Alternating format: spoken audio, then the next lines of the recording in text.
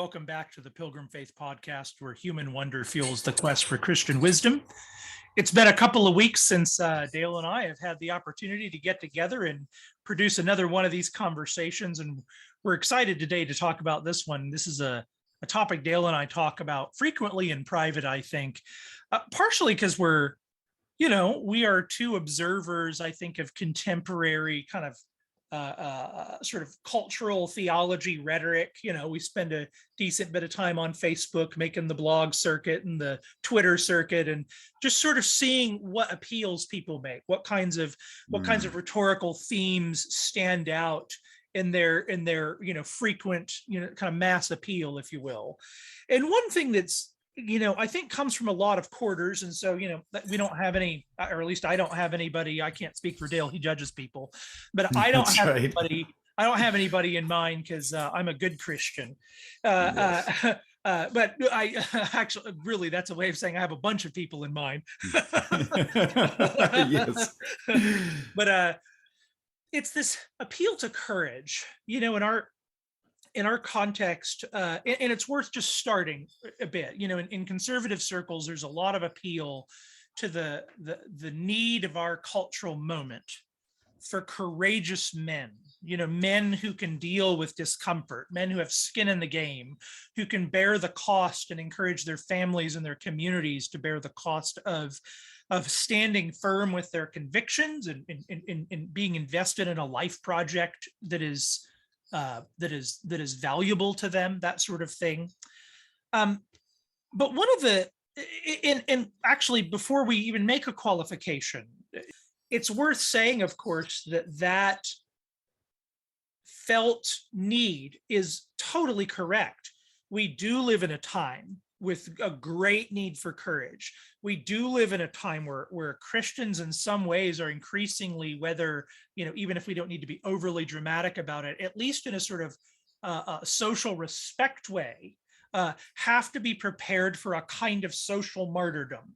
If you're not prepared for that, you're not prepared to live in the 21st century in this particular moment. You do need to be prepared for that and develop the virtues that can help you endure within that and be resilient within that. And courage is most certainly one of those virtues.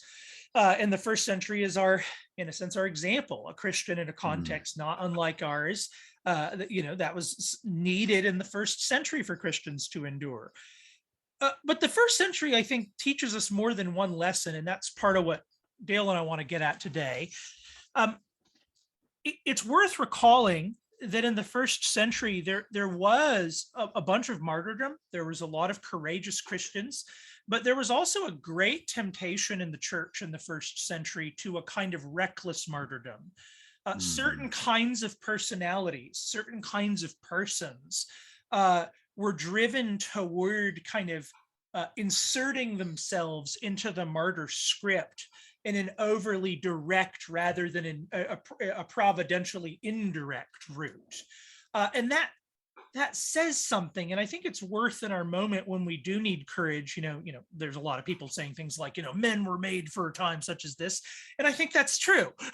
I think there's a whole lot of truth in that.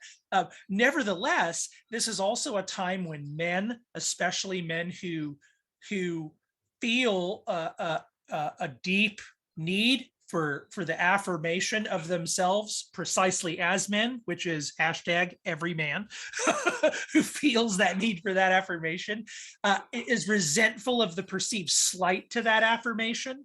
It's, that sort of thing, sort of in the culture at large, and then can kind of gain self-respect in this kind of like performative retrogression, where I enter into this kind of just sort of superhero martyr sort of character that is overly directly looking for opportunities for a kind of martyr conflict with almost a sort of like inverted spiritual bloodlust, that sort of thing. And it's worth saying just out loud, I think, men, and especially men in conservative contexts with legitimately biblical concerns about all of these things, are inevitably going to be extremely tempted in precisely this way, as our brothers and sisters were in the first century. And it's worth kind of, I think, talking them through, I guess, just discerning, discerning the difference between courage that really is rooted in this and courage that is really misguided and really isn't courage at all. It's actually a kind of, cowardice, really. Yeah, I think that's right. And I'm glad that you, because we are dealing with a host of cultural issues that are hard to think through and tricky to navigate. And I think that the approach that simplifies everything, that reduces everything down to a certain movement against what we're dealing with as the church in modernity, that just says courage unqualified, and really what that reverberates in the circles of, well, particularly Reformed conservative Christians, is, well, that means pick up your sword and begin swinging, and then don't stop until every last enemy is dead, because they're trying to take from us something that we love, and we can't go down like that. That's the way cowards go down. And then you really do have cowards in the church that just fail to live up to the biblical calling that men are given, which is to promote and propagate the Christian tradition through every square inch of reality, and do so with unflinching convictions in the face of overwhelming opposition.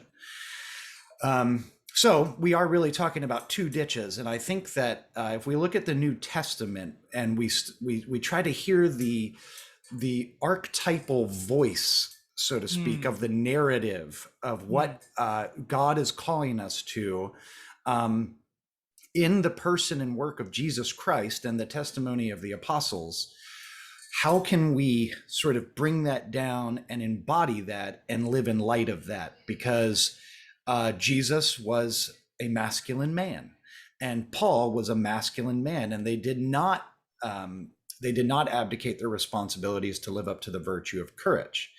But I think that when we start to examine the New Testament evidence on this question, what it will boil down to after we move all of the branches out of the way is love. Love must be the core from which you move. It must be the center of what you believe. And so, the question is, well, what is love? And I think that love is moving towards others for the sake of their own good at your personal peril. So I'm going to do for others simply because that is the correct thing to do, even if that costs me something. So it's the opposite of selfishness, right? Like love does not seek its own way.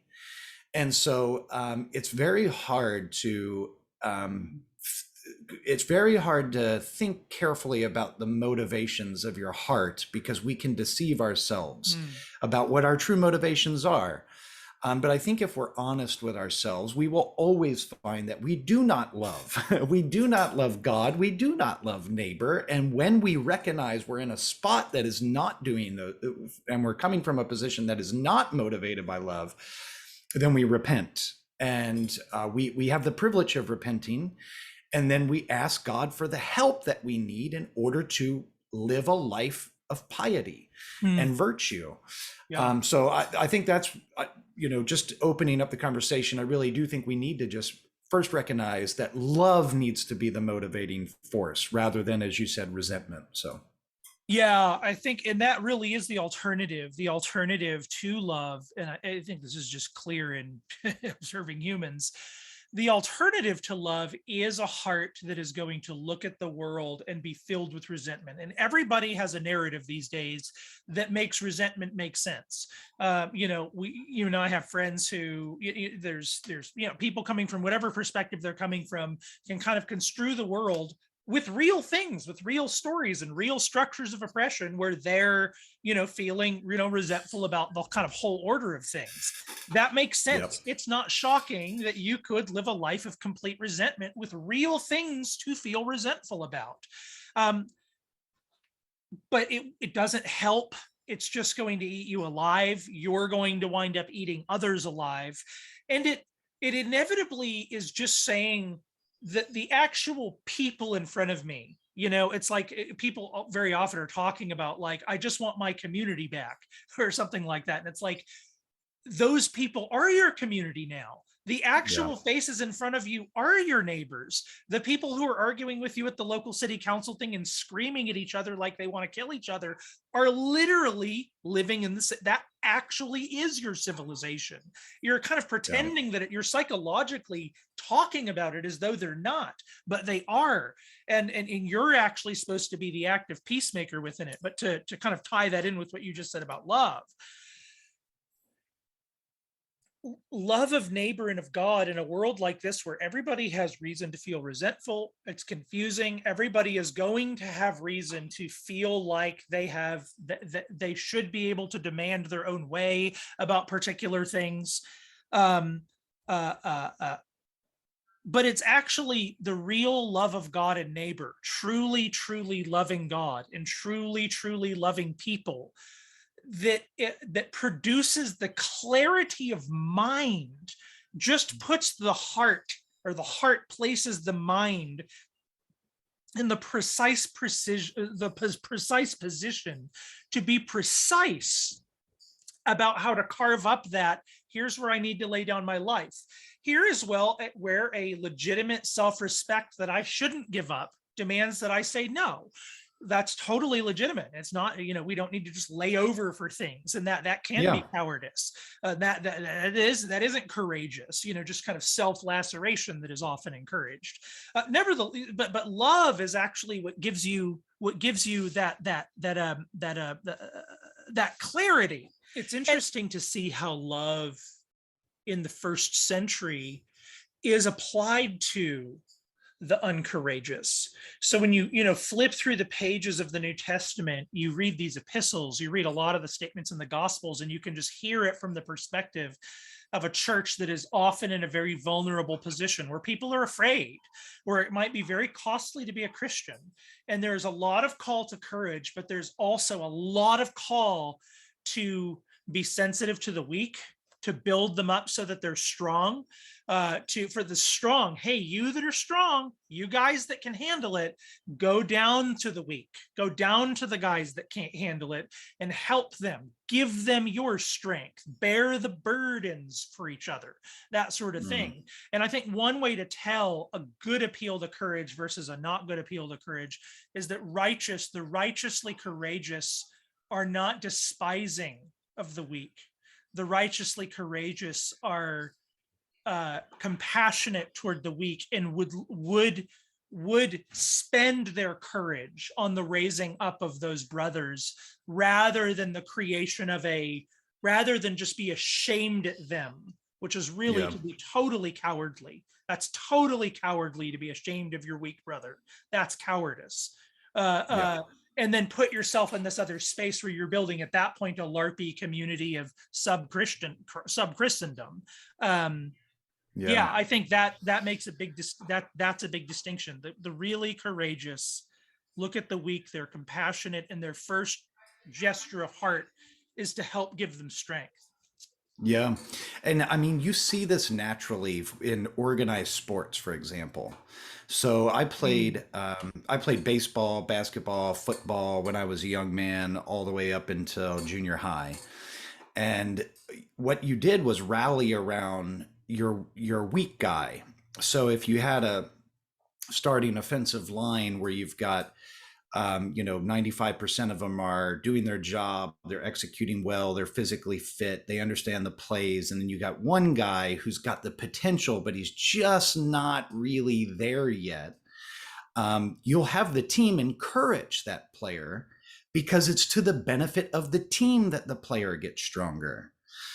If you move towards that player in a way that demeans them, that shames them, that breaks them down, and really creates a disharmony in the team unit, then you're going to harm the whole team.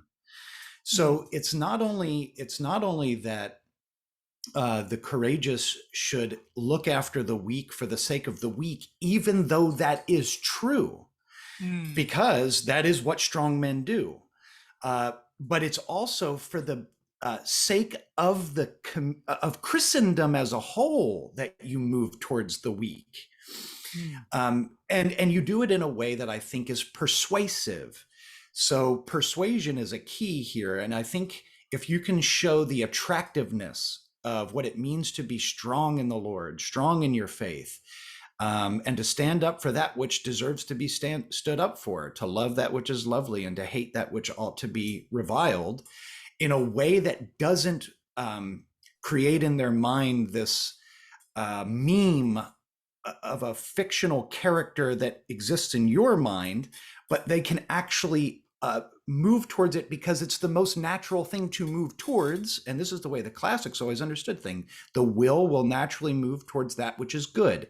And even as Calvinists that believe in total depravity, we can affirm with the Apostle Paul that people are groping around in the dark looking for God. We're made in the image of God. God summons us, his image, towards himself. And if you can display that image in a way that analogously is representative of God, then people will move towards you. Yes. If you, Jesus just says that. Do your good works so that people glorify the Father who's in heaven.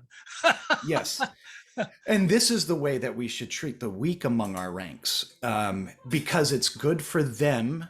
God has designed it to work this way in his infinite wisdom, and it's good for Christendom. So if you find yourself in a position where you are constantly marginalizing the weak among us, you're working against the purposes of God's wisdom, and you're undermining the dynamics of his authority. Or not his authority. I'm sorry. Keep going. No, I was going to say I misspoke there. Not his authority, but of the kingdom of Christianity. Yeah. Because I think this is just part of the game. One doesn't want to be overly dramatic, but you might even say that's just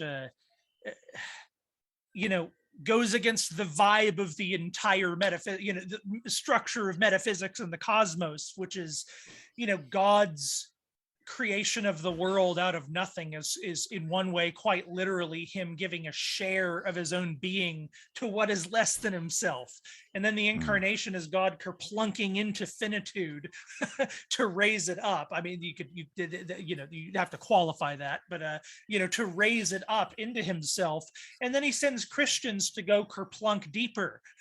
It's that's the whole thing is toward the weak. Is God was this way toward the weak, and therefore you are this way toward the weak, and that says more about him, because the cross and resurrection says more about God than any action that has ever been done of God. That he sent Jesus for that purpose is the loudest thing, in a sense, you might say, that God says about himself in all of Scripture. And at that point, it just becomes impossible for me to think this is the way to be courageous. And in fact, another thing you can see there, we were talking about just a discomfort with the weak, which bespeaks less, I think, of virtue of courage, and bespeaks more and Bavinck actually pointed this out in his own time, that he saw this happening in Europe, a growing discomfort with the weak that he would see grow into kind of fascism in Europe. I mean, which happened after he died, but he predicted it, and he predicted it on precisely this theme, that discomfort with the weak. The other side of that is that it's just courage becomes pagan cathartic rage. Joshua Mitchell pointed this out to us about identity politics, is that we've moved from a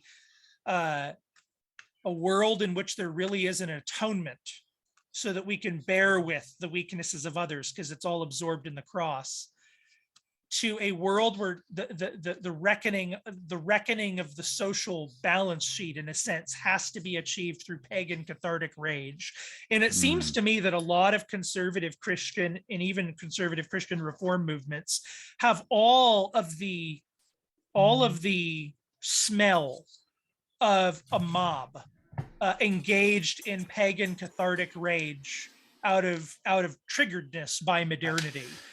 Yeah, that's a good point you bring up. And before we started recording, we were talking about I'm about 3/4 away through Lombardo's translation of the Iliad.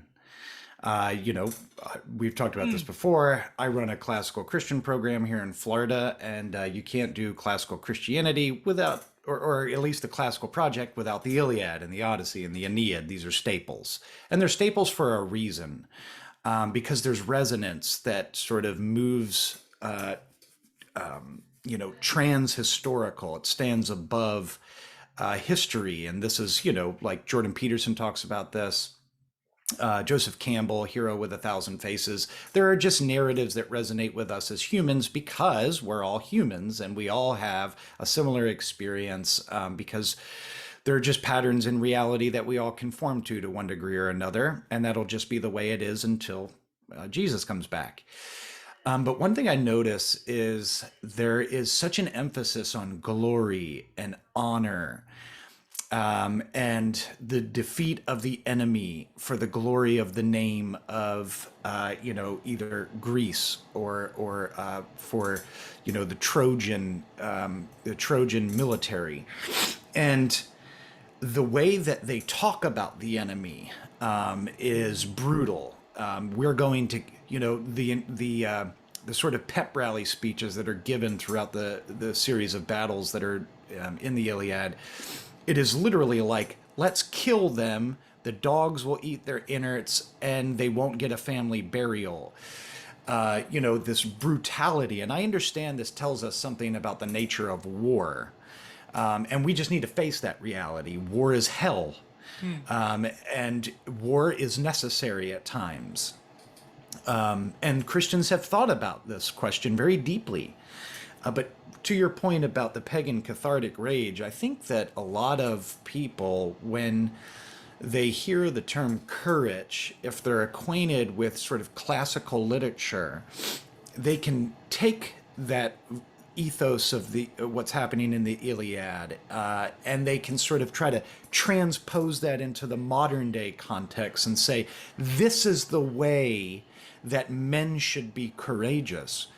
When, and you've made this point, it's precisely Christianity that gave us a structure of order and law, of justice, a definition of justice, to where we can erect institutions that can prevent those sorts of interactions from happening as much as we possibly can imagine to do that project right now. So that justice is not at the end of rage.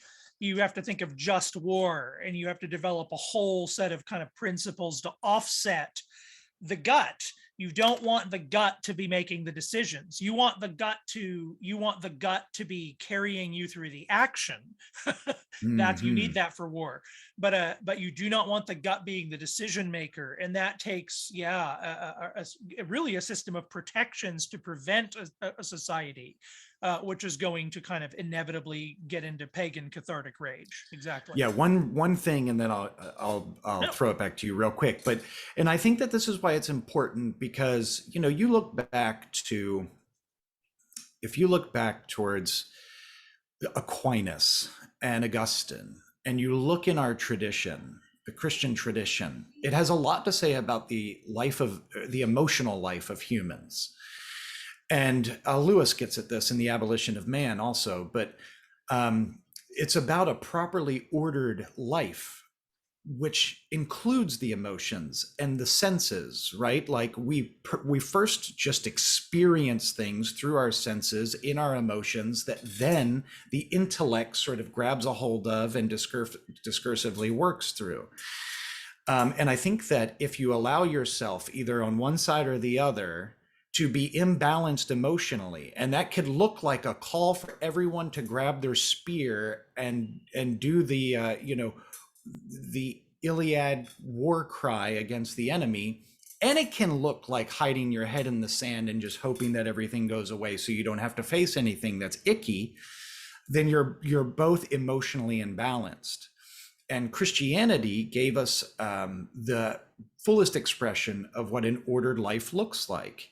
It's the fruit of the Spirit. And if we have an emphasis on properly ordered living, which includes your emotional life, then you will be less tempted to sort of fall into the ditch of the pagan cathartic rage version of masculinity and courage.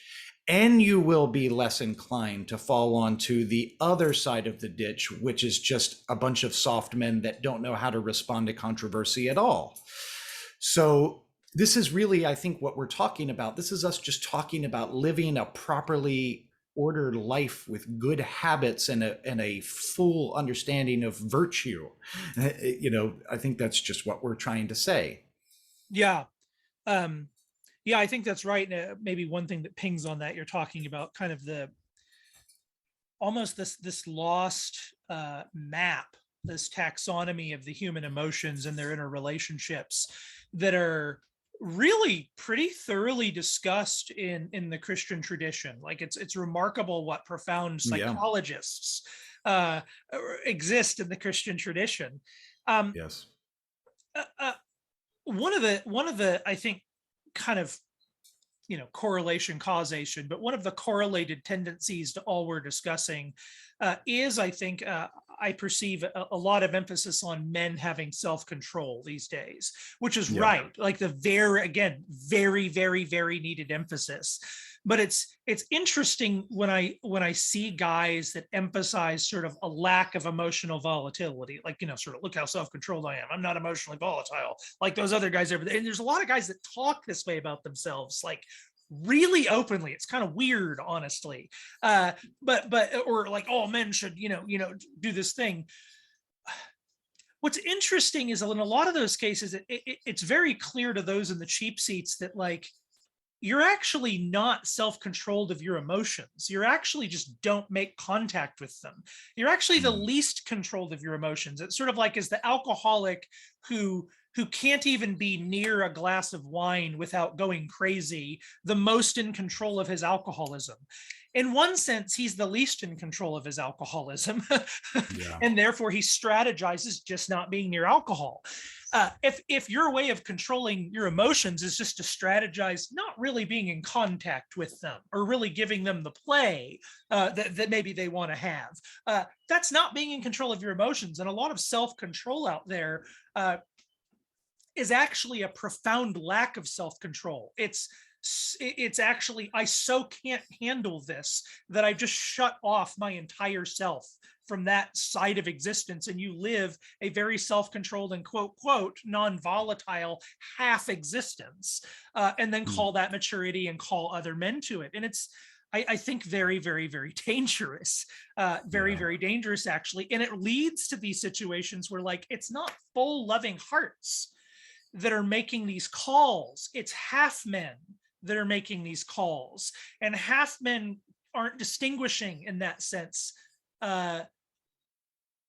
That whoever you're calling enemy, if they wear a human face like unto your own, and you read the New Testament, that is in principle a potential brother. And if your heart does not leap at that, if there's not a big, and I mean a big part of you that wants and desires and craves to stare at every human face you see as a potential sibling, as a potential friend, then that's just not the heart of the New Testament. And whatever you're saying is courage, whatever you're calling all the other things, is distorted. It has to pass through the portal of this before I can take it seriously as any version of courage that anybody should listen to. Yeah. And I think, yes, that's exactly right, brother. And it's such an important thing to sort of get all the way down into the bones, what you just said, because otherwise we're just going to kill ourselves. And then we might as well just wrap it up and game over, whatever, who cares? Burn it all down. It's over with. It's just a wrap. I think, so I agree with you. I think there's also, so we see in the Bible, Jesus says, go out, take a couple tunics, go to the town, speak the message, labor to win them to the kingdom. And there does become a point where it's like, this is no longer I have discerned that I have been rejected harshly and enough times that I need to wipe the dust off my feet and move Yeah. on to the next town. Yeah. However, if that move, the dust wiping off of the feet, is not preceded by an honest, genuine, persuasive attempt to win them to the kingdom by exactly what you just said, noticing that this is a potential sibling, a regal brother or sister given the world to rule in co-labor with you, then you're working outside of the bounds of the system in which God has created for redemption to come. Yeah. It's like, at that point, why pray? Why access any of the means or take heed of any of the instructions of the Lord Jesus in any other way? And that is the epitome of arrogance, because what you're saying is, I have discerned rightly from the 5 minutes that I've been on the Facebook post that this person is swine and I have the pearls and I'm out of here because I'm not giving the swine pearls anymore.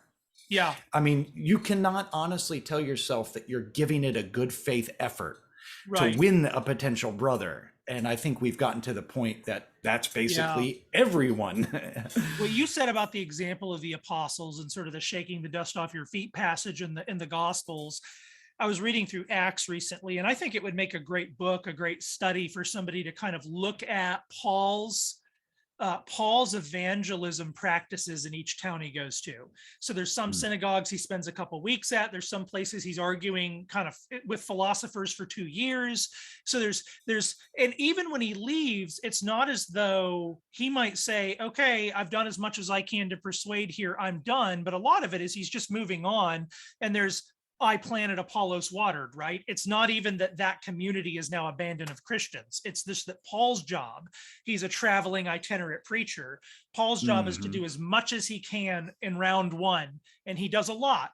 But then when there's kind of fixed positions, he leaves, and the long game is played by the local community, the local church that, is going to remain in loving contact with their neighbors. And Paul gives the instructions, be this way to these people, be this way to those people. There's all of that working together. And one of the things that's just thick, in Paul in the New Testament is just how, I've been reading through the epistles again, and just the degree to which Paul is concerned about the reputation of the gospel. Just everything is framed around do it so that the mission of redeeming humanity, and really, which is the redemption of everything, because we serve a redeeming God, and the redemption of humanity is the redemption of a family. It's the redemption of a neighborhood in some way, in as much as the love through the Holy Spirit shapes human interaction, and that helps humans live in this world better, right? Paul is, in as much as it's possible and on you, live at peace. And that's really the thing that's so interesting, is that Jordan Peterson said this once, and I found it very profound, that like, it makes sense. Again, it makes sense to freak out. We live, especially now. Honestly, I don't think human beings are probably made to process the complexity of the civilization we went in. Our hardware is just frying. The circuit board is frying. I'm not a computer guy. I'm probably getting it wrong. And so Peterson makes this point that it makes a lot of sense, again, that people would kind of freak out in this world. In fact, one of my favorite things he says is, I'm always shocked in a real way, honestly, when I walk outside and I don't see fire on the horizon. Every day that I walk outside and it's not all burning down, I really sincerely feel like a miracle is occurring. And there's something of truth in that. I mean, common grace is God's act. It's his act to hold us above the abyss of disintegrating into the sin, which would otherwise just disintegrate us to smithereens. But the point there is courage. The real attainment of courage is not to see all of the things and then say, I'm going to go demand my way and win. Real courage is to make peace. That is hard. And that does not mean you give up your self-respect. but it means you're the guy who goes into the world and actively makes peace, not at the expense of the truth, but certainly at the expense of your desires on occasion. Yes. And I think with the recognition, so that should always be the way we move. The Bible says this explicitly, right? Like, to the best of your ability, live a quiet and peaceful life. That's what we're supposed to do. Blessed are the peacemakers, you know.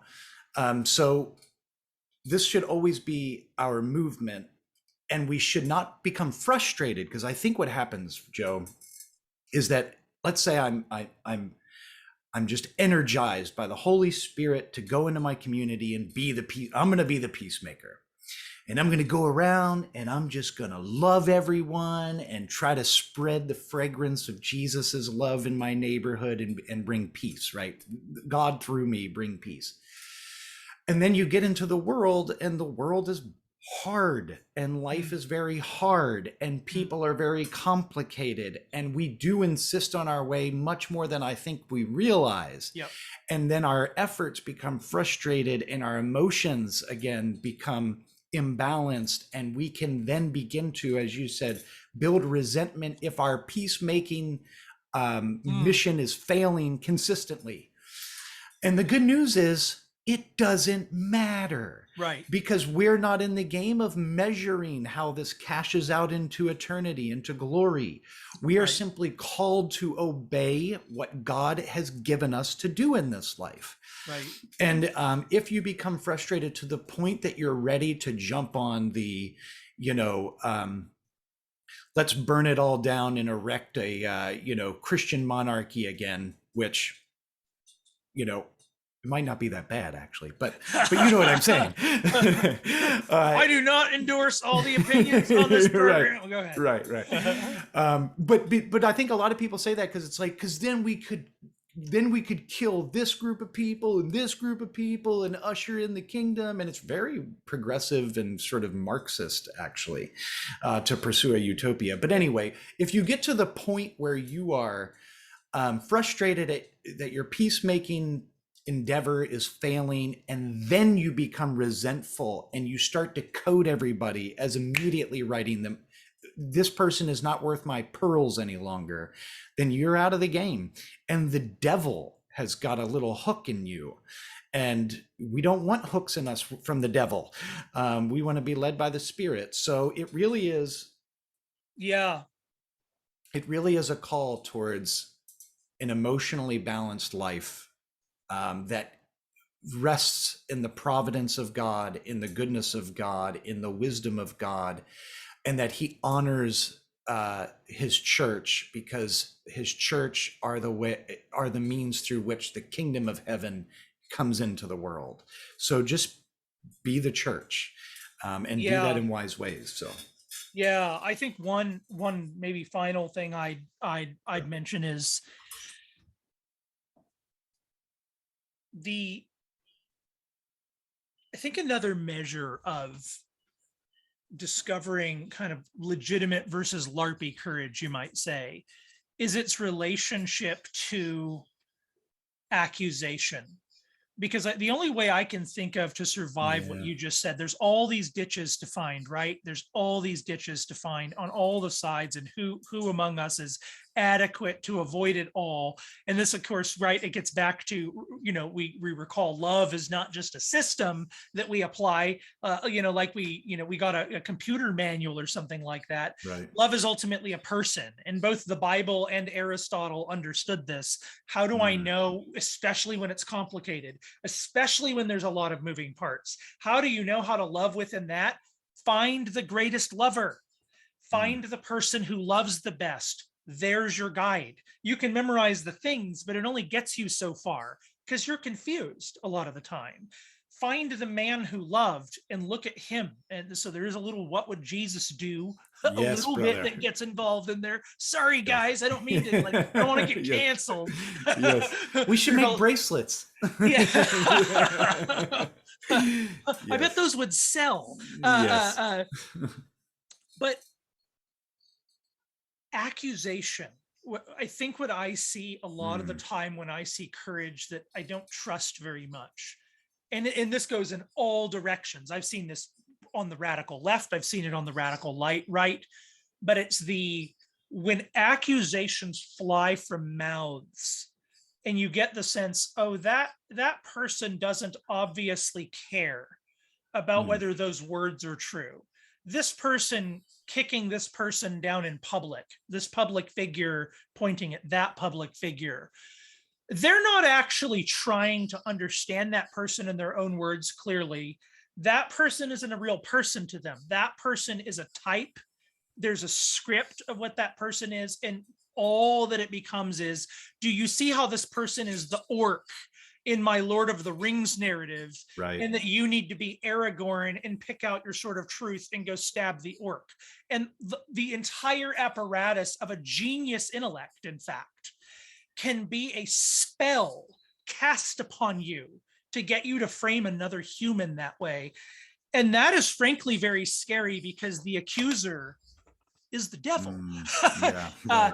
And you do need to accuse sometimes. There are times for accusation, but I think you can largely tell when it's like, okay, you still have to pass through the portal of believe all things, hope all things, love doesn't seek his own, patient, kind, gentle. Like, it doesn't mean you can't get to the other side and still have an accusation. But if it doesn't pass through the basic filters of basic Christian regeneracy, then we're just LARPing, and that's not the martyrdom we seek. That's not the courage we want. Please don't be courageous. Right. If that's what you think courage is, yes, don't, if that's don't, don't, yes. Yeah. Don't do that. Which is, I'm not. What am I? I'm not here to be holier than thou. I mean, like I need to be told to be courageous sometimes. I can be the coward. On the other hand, I can also be LARPy in my courage. So it's not. I'm not. None of this is. Something I think of because I think I see it a lot, but it's also something I think I can see a little bit because it's me. Yeah, it's also me. Exactly. And yes, that's a good point because it's me too. And we're not disinterested observers of the times. Like we don't sit upon a perch of a mountain and look at the rest of everyone and make comments about the things that we are not part of, but yet we observe. These are our brothers. These are our brothers. Yes. We love them. And you and I have our own weaknesses and our own strengths, and we overplay our hands all the time. And that's just this side of glory. Yeah. But I think if we can at least, like you said, move through the basics of Christianity, that's all we're trying to do. And if anything, I tell my kids at school, when I teach, there's this reciprocal thing with teaching where words flow out of my mouth. I don't think about the words. They just sort of flow and then they come back and hit me. And I'm teaching myself when I'm talking a lot of times. And so this is the way I think that God has designed humans to grow and understand each other and the world and refine us.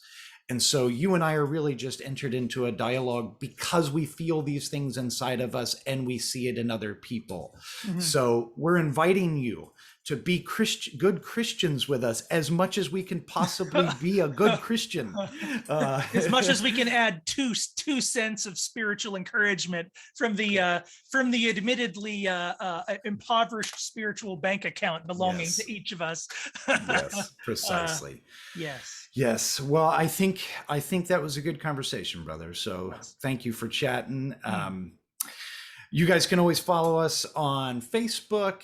We've been out of the loop for the last couple of weeks, but we're back and we're going to try to be more consistent. Life is just busy. It's busy for everyone. But head over to davenantinstitute.com and check out Davenant Institute. You can also go to the YouTube page and find all of the Davenant Institute YouTube page. Check out all of our previous stuff. We're on iTunes and all the podcast catchers. But Joe, I love you, brother. Love you too, man. And we will see you next time. See ya.